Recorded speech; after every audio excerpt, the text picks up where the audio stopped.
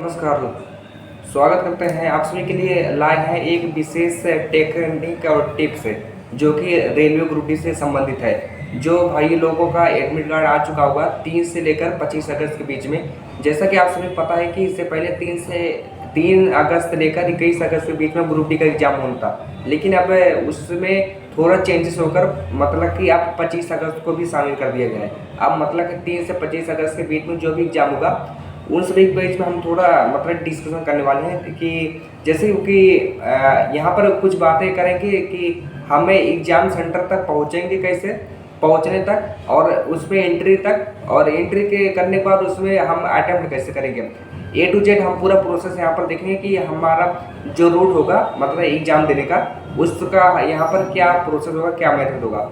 बस हम यहाँ पर इतना ही आज देखने वाले हैं और हमारा मेन टारगेट है कि हम ऐसी बातें यहाँ पर मतलब खोजबीन करके लाए हैं जो आपको कम से कम 85+ मार्क्स के लिए आपके लिए कहीं ना कहीं यहाँ पर एक मतलब बेहतर साबित हो।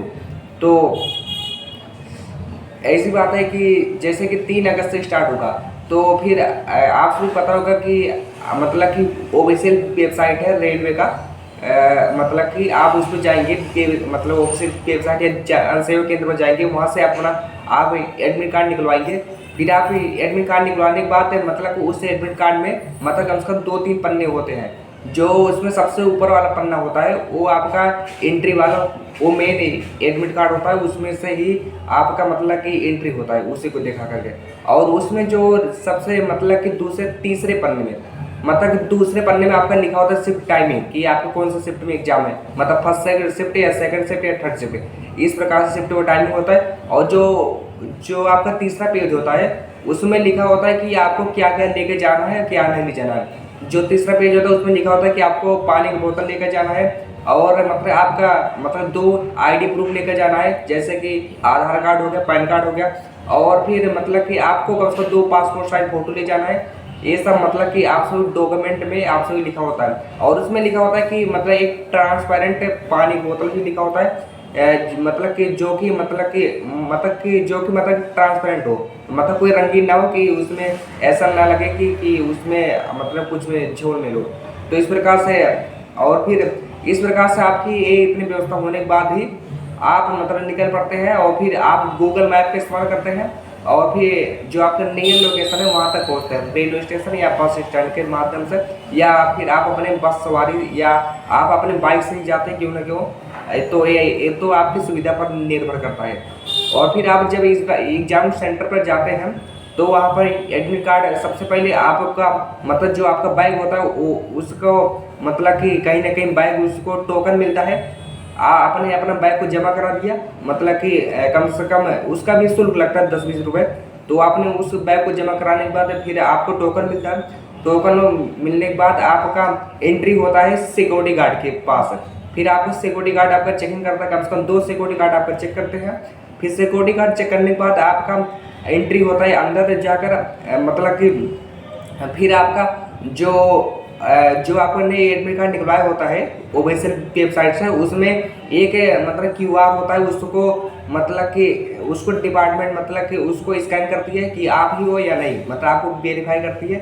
फिर आपका पहचान पत्र होता है, फिर आपका उसमें मतलब कि मतलब उसमें रोल नंबर लिखा होता है आपका, उसमें से फिर आपका जो भी हो मतलब कि प्रोसेस ये होता है कि आप एक बार अगर पहुंच जाएंगे तो आपको उसमें कोई पूछने वाली बात नहीं रहेगी, या मतलब ये भाई ये चीज़ उनके लिए जो फर्स्ट पार्ट एग्जाम देने जा रहे हैं।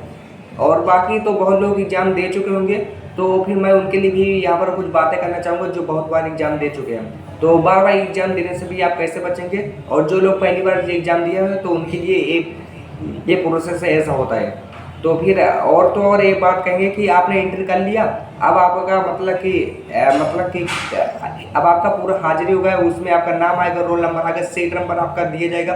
फिर आप मतलब सीट पे अपने जाकर बैठेंगे, और सीट पे बैठने के बाद आपका मतलब वहाँ पर मतलब आधा घंटा पहले वहाँ पर एंट्री करना होता है एग्जाम सेंटर पे। एंट्री करने के बाद वहाँ पर आपको वहाँ पे एंट्री करने के बाद फिर इसके बाद तो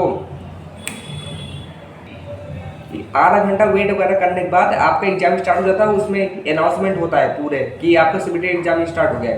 फिर आप स्टार्ट करेंगे कम से कम इसमें 90 मिनट, मतलब कि 60 + 30, मतलब कि 60 में, मतलब कि 1 घंटा 30 मिनट का समय होता है, जिसमें आपको 100 आपको क्वेश्चन करने होते हैं। तो 100 क्वेश्चन में हम आपके लिए एक हर बार जैसा एडवाइस देते आए हैं उसी प्रकार से इस बार भी यही एडवाइस देना चाहेंगे कि मतलब कि आप स्टार्टिंग में वही क्वेश्चन करिए जो आपके लिए बन रहा होगा, और क्योंकि जो आपके लिए बन रहा होगा वही आप करेंगे तो आपके लिए ज़्यादा बेहतर होगा, क्योंकि इससे आपका टाइम मैनेजमेंट होगा।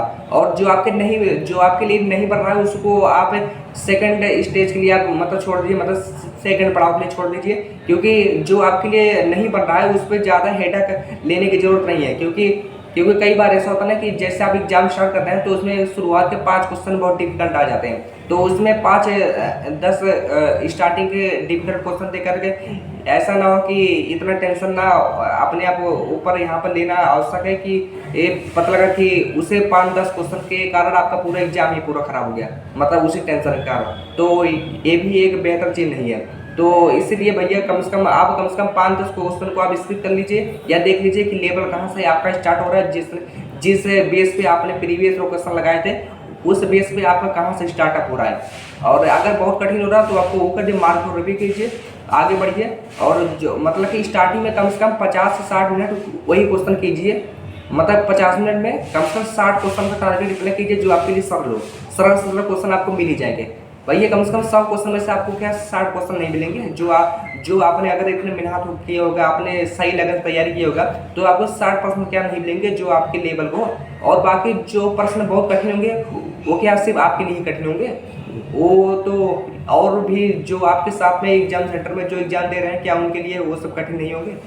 वो सब तो भैया सबके लिए समान है ना, क्योंकि एक शिफ्ट में, मतलब कि एक शिफ्ट में जितने भी क्वेश्चन होते हैं उनका सीरियल नंबर भले इधर उधर हो सकता है, लेकिन उनका मतलब कि जो क्वेश्चन पैटर्न है वो तो चेंज नहीं होता है। जैसे मतलब कि किसी के कंप्यूटर पे मतलब कि जो पहला क्वेश्चन है हो सकता है कि वो आपके बगल वाले में 5वां क्वेश्चन हो सकता है कि उसके पड़ोसी में 10वां क्वेश्चन हो। इसी प्रकार सबका मतलब इधर से उधर रहता है, लेकिन सबको वही क्वेश्चन करने होते हैं, उतने ही क्वेश्चन करने होते हैं जितने आपको करने होते हैं। तो मतलब कंपटीशन सेम रहता है, लेवल सेम रहता है, बस फर्क इतना होता है कि आपका मतलब कि शुरुआत में कहीं आपको हो सकता है कठिन मिल गया, या हो सकता है आपके पड़ोसी को मतलब लास्ट में कठिन मिल गया, हो सकता है आपके अगले पड़ोसी को मतलब बीच में कठिन मिल गया। इसी प्रकार से सबके अलग अलग यहाँ पर लेवल होता है, लेकिन क्वेश्चन उतने मिलते हैं, उसी लेवल मिलते हैं, उसी पैटर्न मिलते हैं। तो इसलिए आपका नॉर्मलाइजेशन वगैरह की भी सुविधा होती है कि जिस शिफ्ट में बहुत ज़्यादा हार्ड क्वेश्चन आ जाते हैं उस क्वेश्चन में नॉर्मलाइजेशन मिल जाता है,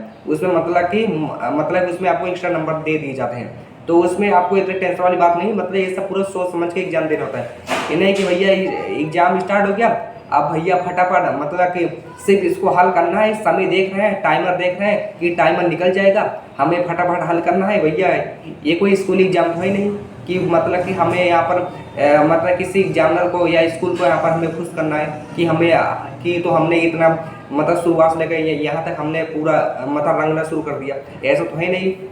ये है कॉम्पिटिटिव एग्जाम, इसमें आपको पूरा मैनेजमेंट करके और यहाँ पर स्कोरिंग को यहाँ पर मतलब कि पूरा माइंड सेट करके ही आपको आगे बढ़ना होता है। और बाकी तो बस आज के लिए हम इतना कहेंगे।